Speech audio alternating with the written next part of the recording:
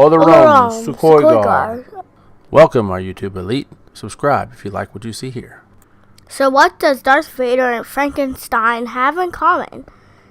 And what does this have to do with balancing the Force? At the end of this series, however, I believe we'll have provided you an answer. So today I'm here with Vega to explain what the Force, the Darkside, and balance are. So we are doing a series on the Force to accompany the one by our friend Thor, and we will let you decide who you think is closer to the mark. In this presentation, we will explain what the Force is. Next week, we'll explain the essence of the Darkside.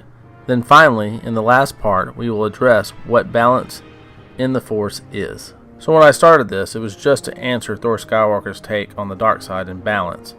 While I agree with much of my friend's assessment of balance, I must also take exception.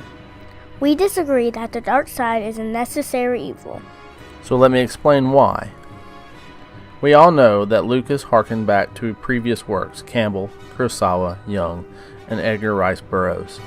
George Lucas said, "Originally, I wanted to make a Flash Gordon movie with all the trimmings, but I couldn't obtain all the rights.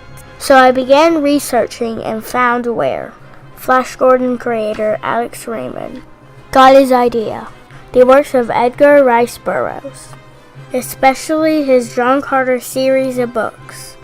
Science Fiction Review 24, December 1977.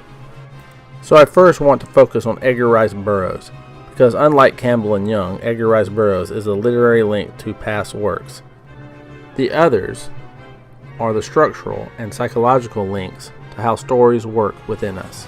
Edgar Rice Burroughs, the author of Tarzan and John Carter, among other works, weaved in themes of the Romantic period of literature.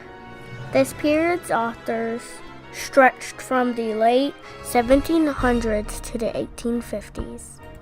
Romanticism had four basic principles: the original unity of man and nature in a golden age, the subsequent separation of man from nature, and the fragmentation of human faculties, the interpretability of the history of the universe in human spiritual terms, and the possibility of salvation through the contemplation of nature, otherwise stated as individualism, romantic love, human nature, and nature itself. Individualism. The romantic hero symbolizes individuality and nonconformity. Luke, Han Solo, and Anakin all follow this tradition. Romantic love. Characters in romantic era stories and poems experience deep, emotional, passionate love. Think Anakin and Padme, Han Solo and Leia. Human nature. Romantic period writers stress the battle within human nature and determining what is right and wrong, according to Carol Schadenhelm, English professor at Loyola University. Characters' thoughts, inner struggles, feelings, and hopes reign supreme. Think A New Hope and the hope represented to the galaxy. Nature. Romantic authors understood progress and the changing tide toward industrialization, but they prioritized and glamorized natural beauty and magic over urbanization, commercialism, and materialism and mechanization.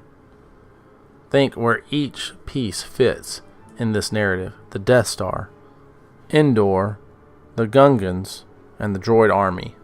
So how do we get from the romantic works to George Lucas? So now let me draw the line to Jules Verne, for it's out of the romantic period that Jules Verne draws his biggest influences.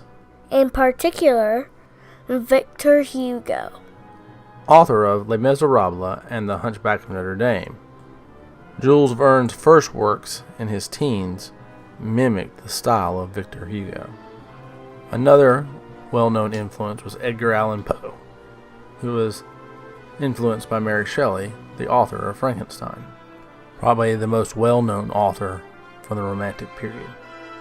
Jules Verne even wrote a sequel to Poe's only novel. It was these Romantic writers who influenced Jules Verne, who in turn became the preeminent sci-fi writer of his time. Some have even called him the father of science fiction. Now, as printing presses became more prevalent, printing companies had to find ways to keep the presses moving. They did this on cheap pulpwood paper. So the common man had access to these cheap stories on common pulpwood paper, which became known as pulp fiction. Within pulp fiction rose the genre of science fiction, and those authors did the very level best to mimic Jules Verne. Nonetheless, out of some of these pulp fiction stories arose definitive sci-fi classics. According to literary historian Charles Madison, Burroughs was a well-read individual and had at least a layman's knowledge of the philosophies and major works of the Romantic era. Burroughs used the Romantic tradition already popular in the literature of the time to his own pulp fiction needs. To complete this connection to the Romantics, we must touch on the two main thoughts of sci-fi and look at what camp Lucas fell in. The two main thoughts pervading the sci-fi genre: Romanticism and Enlightenment. Romanticism and Enlightenment are also tied to the Dionysian wild, visceral, ornate, and the Apollonian restrained, cerebral, classicist ideals of aesthetics in the arts. Compare the Apollonian Enlightenment style of neoclassicism with the Dionysian romantic neo-Gothic revival, or, say, the Apollonian style of Stanley Kubrick with the Dionysian romantic style of Steven Spielberg.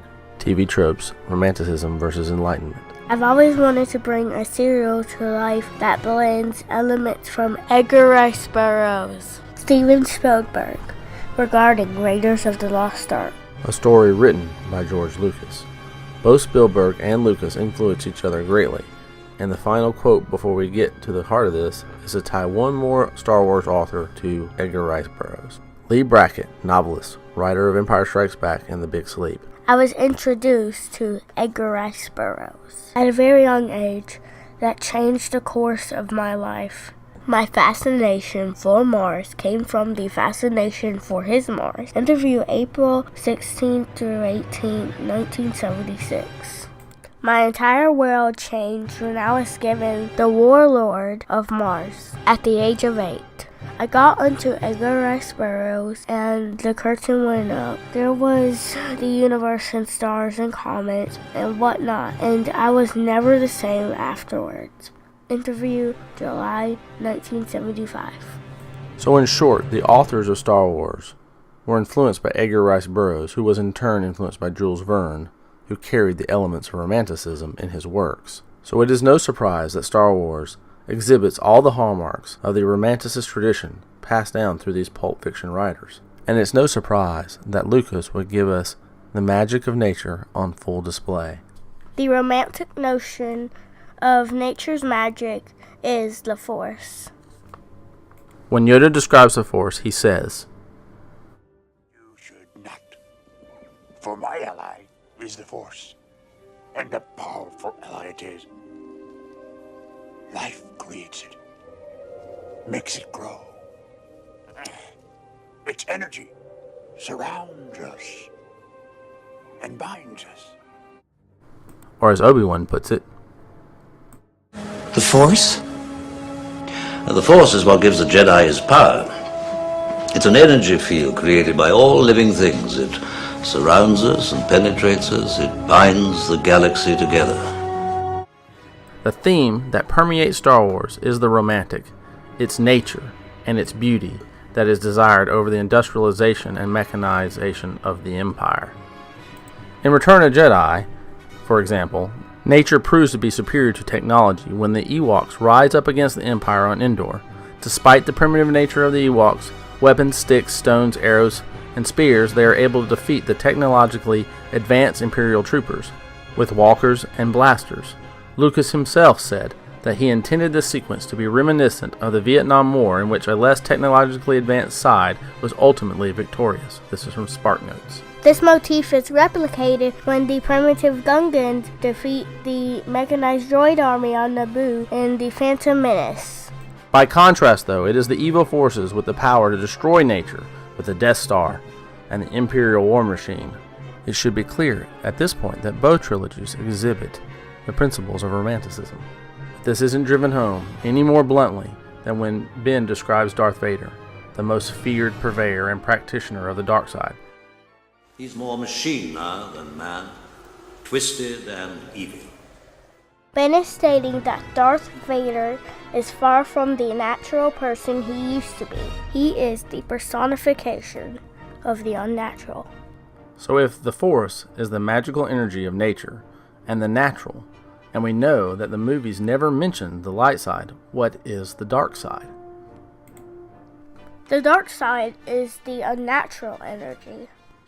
The dark side of the Force is a pathway to many abilities some consider to be unnatural. So now we've established that the Force has two sides, a natural Force and an unnatural one. As George Lucas said, the Force has two sides, light and dark. It is not inherently malevolent or a benevolent thing. It has a bad side to it, involving hate and fear, and it has a good side involving love, charity, fairness, and hope. George Lucas, Time Magazine, 1980. Additionally, George says, I wanted to have this mythological footing because I was basing the films on the idea that the Force has two sides, the good side and the evil side, and they both need to be there. Most religions are built on that, whether it's called yin and yang, God and the devil. Everything is built on the push-pull tension created by the two sides of the equation. Right from the very beginning, that was the key issue in Star Wars. George Lucas, Times Magazine, 2002. So Lucas is saying is that there is a duality in the Force, and this is the quintessential element of Romanticism. The natural versus the unnatural, nature versus industrialization, purity versus corruption, the desire for power versus the desire for love. So what is the Force? It's nature. It is the life that comes from nature and the energy that comes from that life. That is the Force. And the dark side is its corruption.